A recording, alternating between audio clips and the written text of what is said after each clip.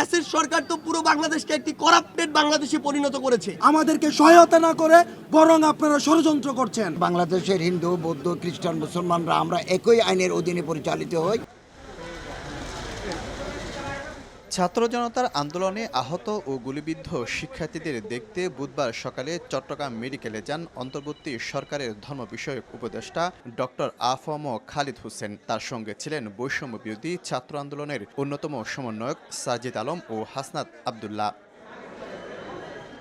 পরে সাংবাদিকদের সঙ্গে কথা বলেন দুই সমন্বয়ক। দেশের সবখানে স্থিতিশীলতা ফিরতে অন্তত ৬ মাস সময় দরকার বলে জানান তারা। অন্তর্বর্তী সরকার নিত্যপণ্যের বাজার নিয়ন্ত্রণে কাজ করছে বলেও জানানো হয়। বিগত ১৬ বছর ধরে যে মানুষরা একটি মাত্র কথা বলার সাহস করেনি, বিগত ৫৩ বছরে যারা এই লুপ হোলগুলো নিয়ে রাস্তায় নামার খুব একটা সাহস করেনি, সেই মানুষগুলো একটি অন্তর্বর্তীকালীন সরকার গঠন হওয়ার সাথে সাথে চাচ্ছে ১৬ দিনের মধ্যে সব সমস্যার সমাধান হয়ে যাক। রাষ্ট্রকে মিনিমাম একটি স্থিতিশীল অবস্থা আসার জন্য অন্তত ৩ থেকে ৬ মাস আপনাদের অবশ্যই সময় দিতে হবে।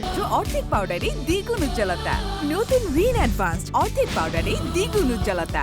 ৫ আগস্টের পর কিন্তু বাজারগুলোতে দ্রব্যমূল্যের দাম কমে গিয়েছিল, কিন্তু আমরা দেখছি এখন আবার নতুন একটি রাজনৈতিক দলের আন্ডারে আবার সেই সিন্ডিকেটটি গড়ে উঠছে।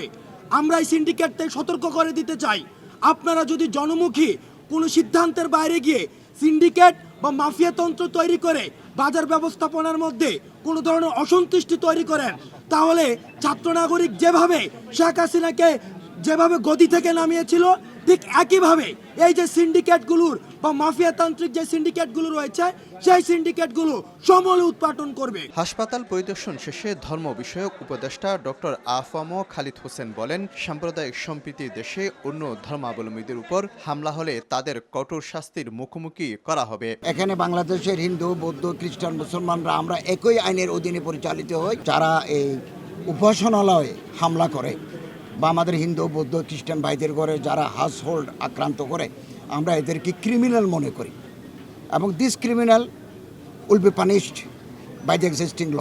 আহত শিক্ষার্থীদের চিকিৎসার খরচ সরকারিভাবে বহনের আশ্বাস দেন ধর্ম উপদেষ্টা। শফিকুল আলম, সময় সংবাদ, চট্টগ্রাম।